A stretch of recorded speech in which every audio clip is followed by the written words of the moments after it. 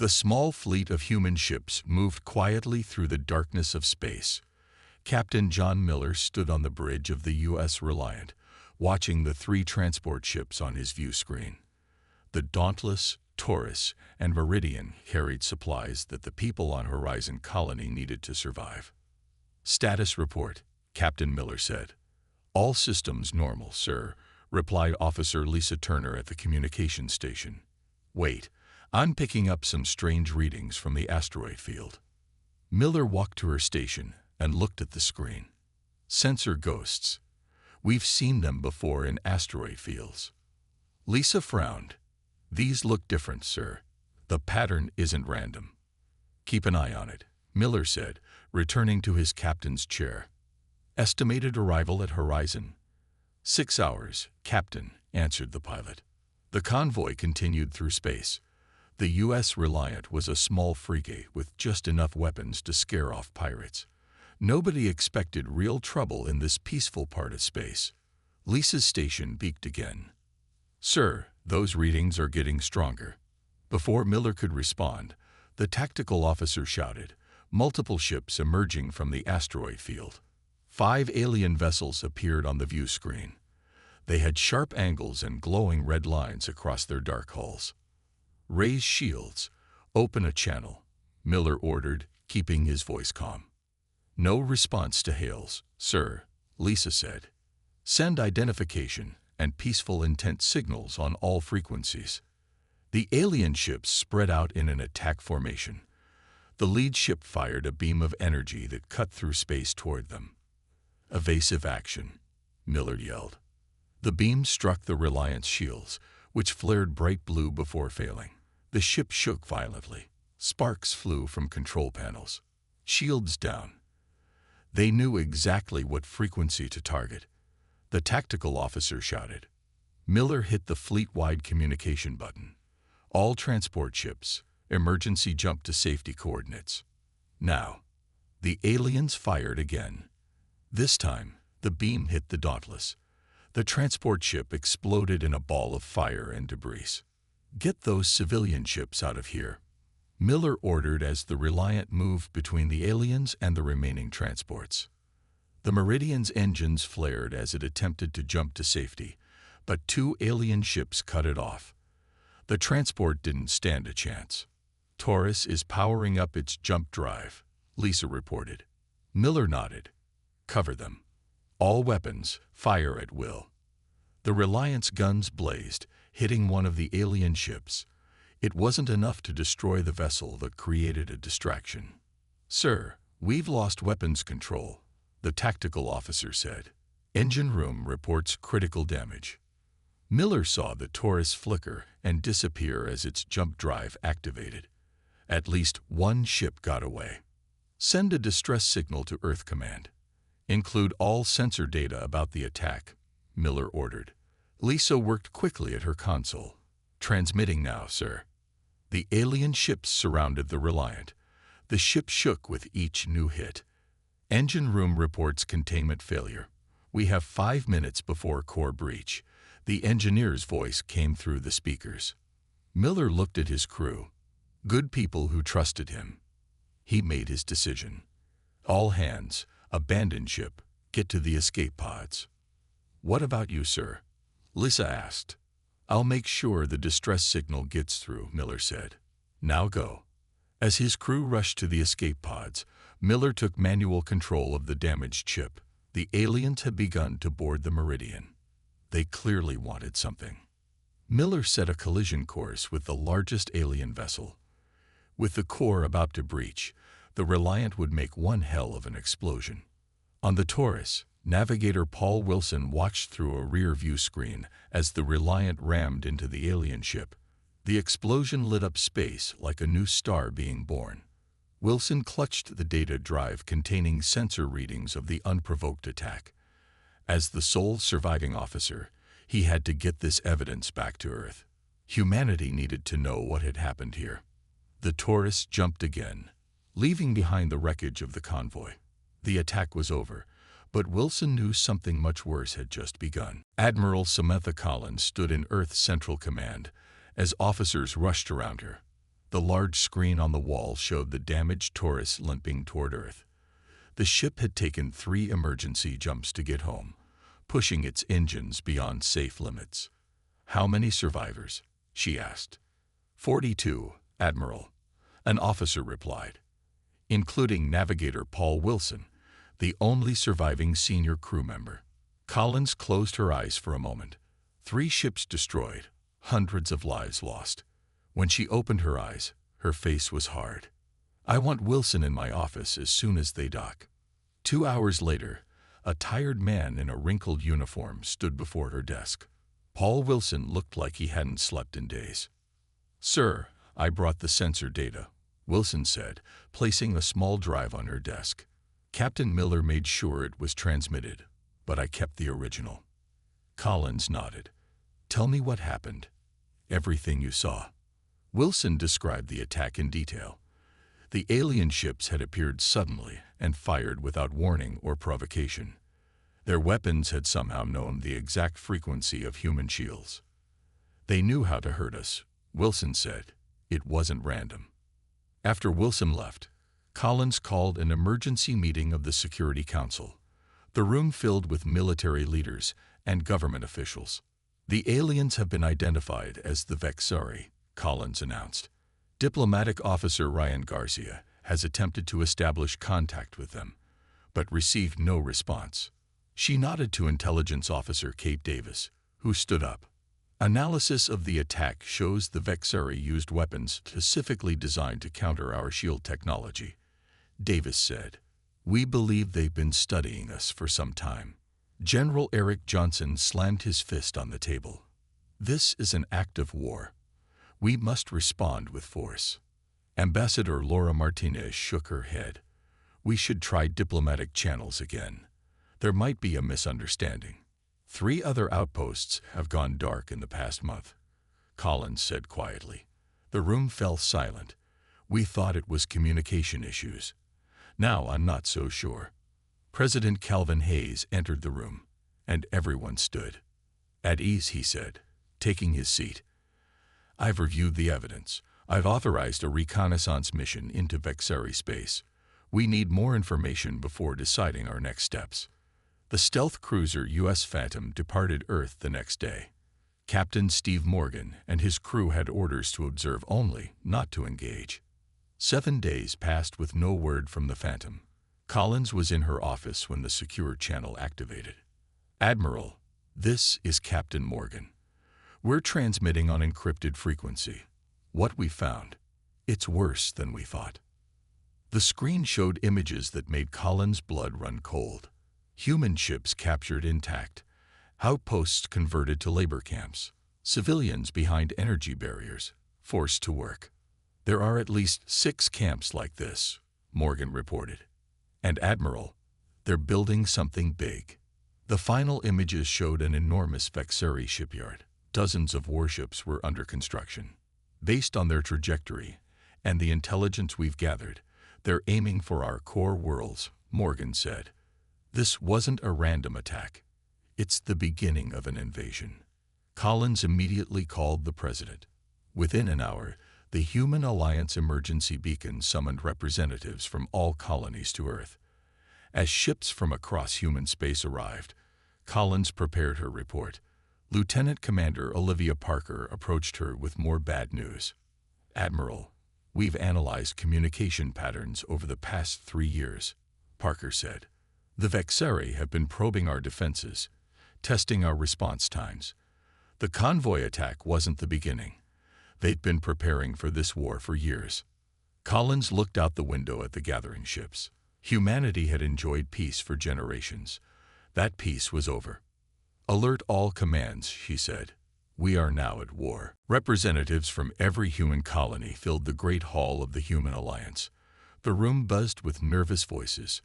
Many had traveled for days to reach Earth after receiving the emergency signal. Admiral Collins stood at the front of the room beside President Hayes. She nodded to Lieutenant Commander Olivia Parker, who activated the main screen.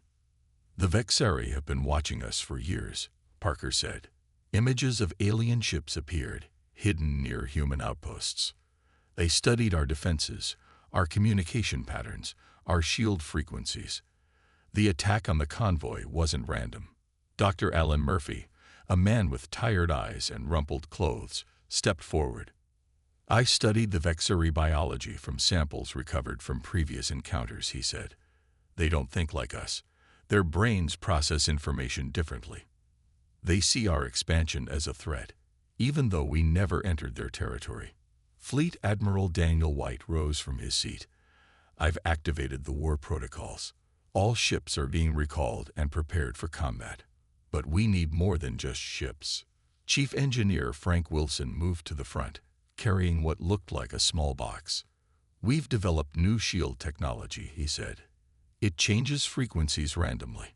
The Vexari weapons won't be able to target them as easily. The room grew quiet as news arrived from the border colonies. A young officer rushed in and whispered to Admiral Collins. The Vexari have attacked 3 border colonies simultaneously, Collins announced. New Montana, Arcadia, and Delta Prime. Screens showed the attacks in progress. The 5th Fleet defended New Montana, adapting quickly to Vexari tactics. Ships moved in patterns the aliens didn't expect. Humans are good at changing strategies, Admiral White said. The Vexari follow set patterns. We can use that against them. On another screen, Captain Michelle Rodriguez led civilian ships away from Arcadia as the colony fell to the Vexari. We need to understand why they're attacking us, President Hayes said. We need to capture one of them alive. Major Scott Thompson of the Special Forces stood up. My team can do it, sir. 3 days later, Major Thompson's team returned with a Vexari prisoner. Dr. Murphy worked day and night to communicate with the alien. The breakthrough came when they discovered the Vexari communicated partly through color changes in their skin. They call us resource thieves, Dr. Murphy reported to the War Council. They believe we're stealing planets that belong to them. According to their records, they sent us warning messages years ago. We never received any warnings, Collins said. Either they're lying or something blocked their messages, Murphy replied. The Vexari launched another attack, this time at the mining colony of Proxima B. But the human ships were ready.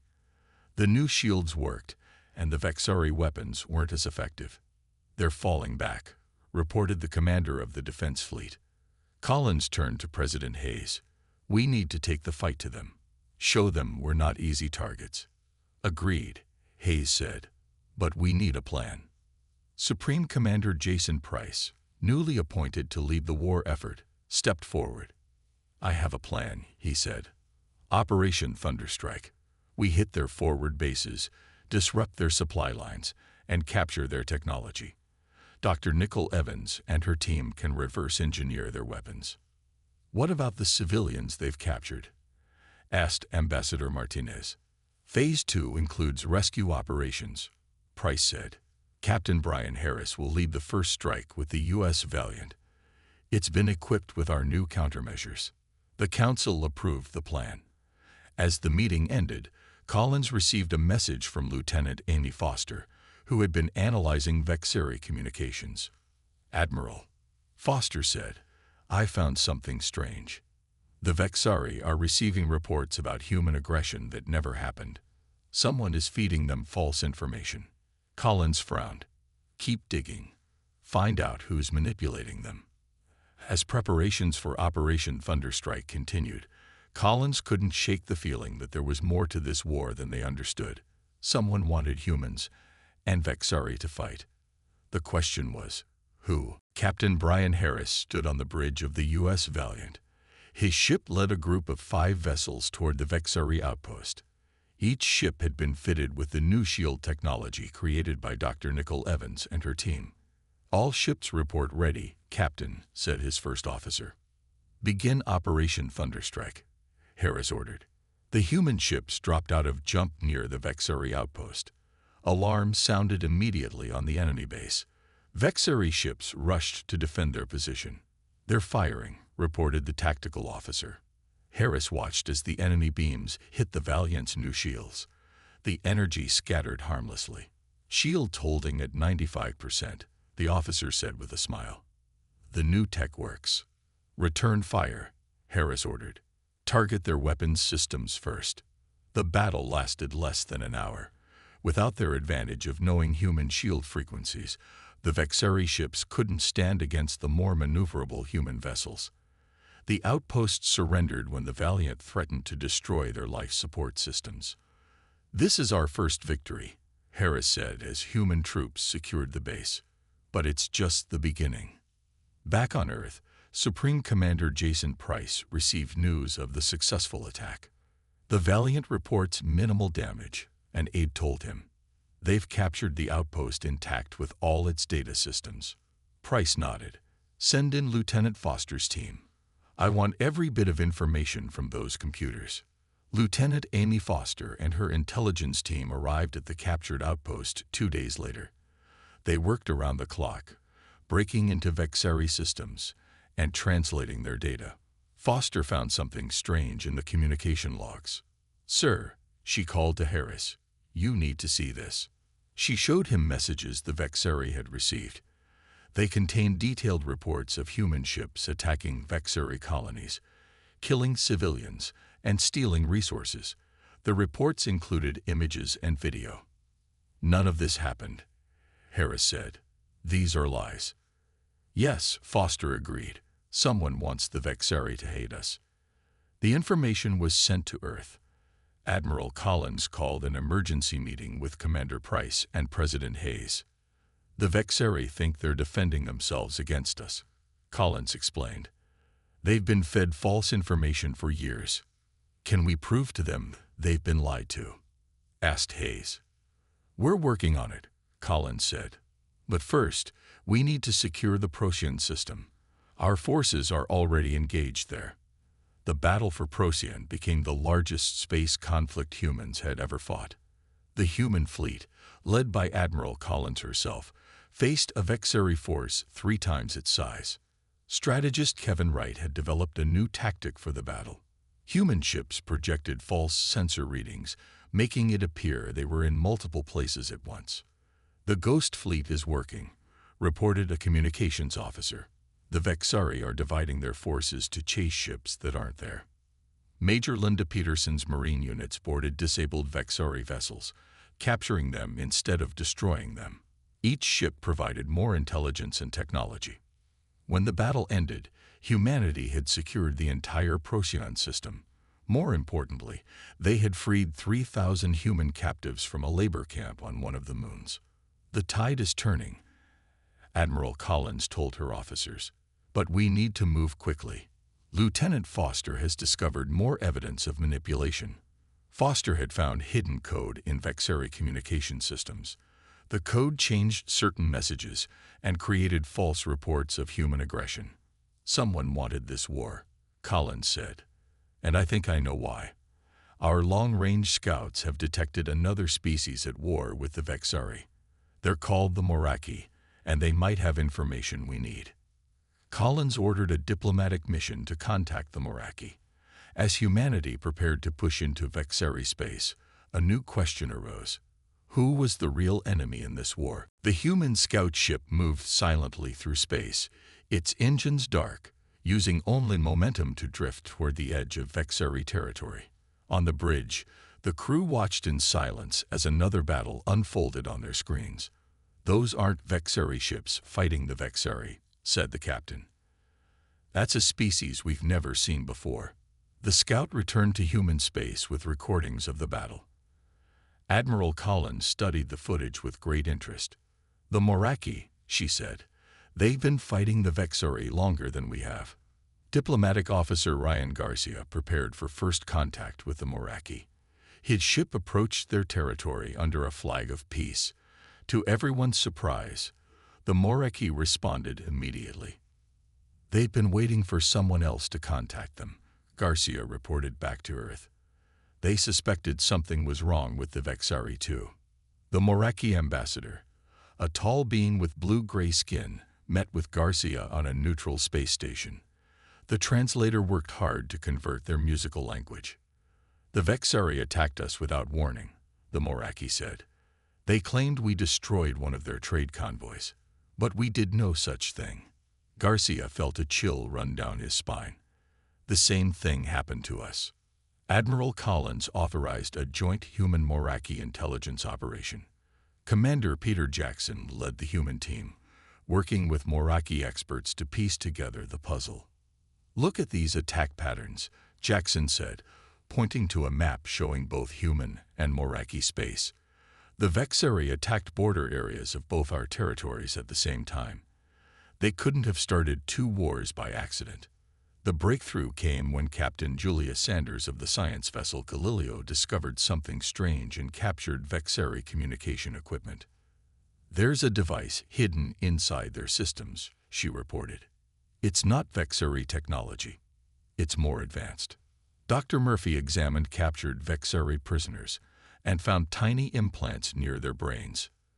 "These devices can influence their emotions, especially fear and anger," Murphy said. "Someone has been making them aggressive toward other species." The human and Moraki teams combined their findings. The evidence pointed to a third species, one that neither had encountered before. "They call themselves the Archons," Jackson told Admiral Collins and President Hayes. "From what we can piece together, they're an ancient species that lives far from here. They'd been manipulating younger species into fighting each other for centuries." "But why?" asked President Hayes. "Resources, technology, entertainment. We don't know for sure," Jackson replied. "But we found references to them harvesting the fruits of war after both sides weaken each other." Admiral Collins faced a difficult decision. "We need to contact the Vexeri. Show them what we found." "They're still killing our people," General Johnson objected. "We can't trust them." "We don't need to trust them," Collins said. "We just need them to understand they've been used, same as us." A joint human-Moraki task force was assembled. Captain Harris volunteered to lead the mission into Vexeri space. His ship, along with 3 Moraki vessels, approached the border with caution. "We're broadcasting on all frequencies," Harris's communications officer reported. "Sending the evidence package now." For 3 tense days, there was no response. Then a message arrived from the Vexeri High Command. "They want to meet," Harris told Admiral Collins. "They've examined our evidence and found similar devices in their own systems that they didn't know about." The war had cost thousands of lives on all sides. Trust would not come easily. But as representatives from all 3 species gathered on a neutral station, a fragile hope emerged.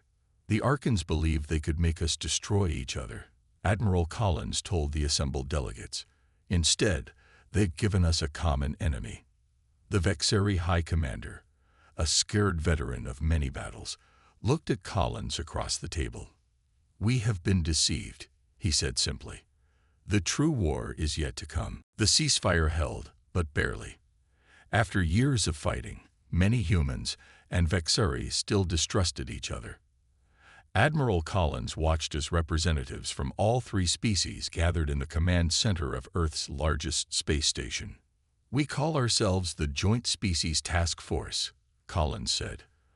"Our mission is to find the Archons and stop them before they can start another war."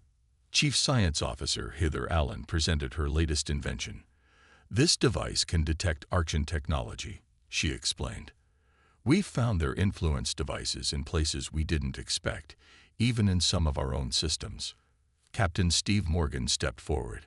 "My team will take a small, fast ship into the area we believe is Archon space. We need to find their main base." The Vexeri commander, Krek Thar, surprised everyone by saying, "My best pilots will join you." "As will ours," added the Moraki representative. Morgan's mission departed 2 days later. 3 ships, one from each species, traveled together toward a region of space that had always been avoided due to strange sensor readings. For weeks they searched, scanning hundreds of star systems. Then they found something unusual. "There's a nebula ahead that doesn't match our star charts," Morgan reported back to the task force. "It shouldn't be there." The ships approached carefully. Within the colorful gases of the nebula, they discovered a station. It had no markings or visible weapons, but sensors indicated it was powered and active.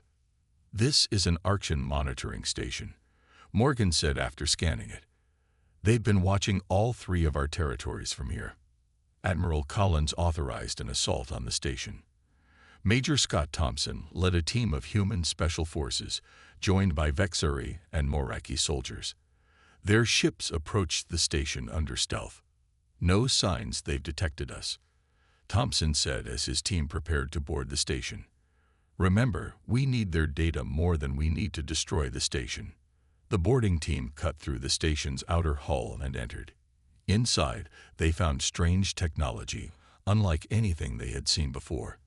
The station seemed empty of life. "Where are the Archons?" a Vexari soldier asked. Their answer came when wall panels slid open, revealing robotic guardians. The machines attacked without warning. The joint team fought back, their different fighting styles complementing each other. Human adaptability, Vexari strength, and Moraki speed made them a formidable force. Thompson's team reached the central control room. Chief Science Officer Allen had joined the mission, and she quickly began downloading data from the Archean systems. "I found something," she said. "It's their archive. They've been doing this for over 1,000 years."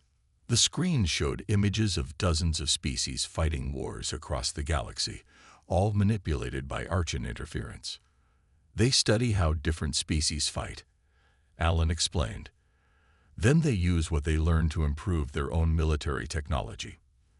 They've been farming wars like crops." Lieutenant Paul Wilson, who had survived the original Convoy attack, worked with Allen to translate the Archean data. "I found the location of their main control center," he said. As the joint team returned to their ships with the valuable data, Allen discovered something disturbing. "The station sent a signal when we breached it," she told Thompson. "The Archons know we're working together now." The task force assembled a battle group to attack the Archean control center. Ships from all three species formed the largest fleet ever seen in the galaxy. Admiral Collins took personal command from her flagship. As the fleet approached Archean space, alarms sounded across multiple ships. "We have traitors in our midst," Allen reported urgently. "The Archons placed sleeper agents in all three species years ago, using their implant technology." Several ships suddenly turned their weapons on their allies.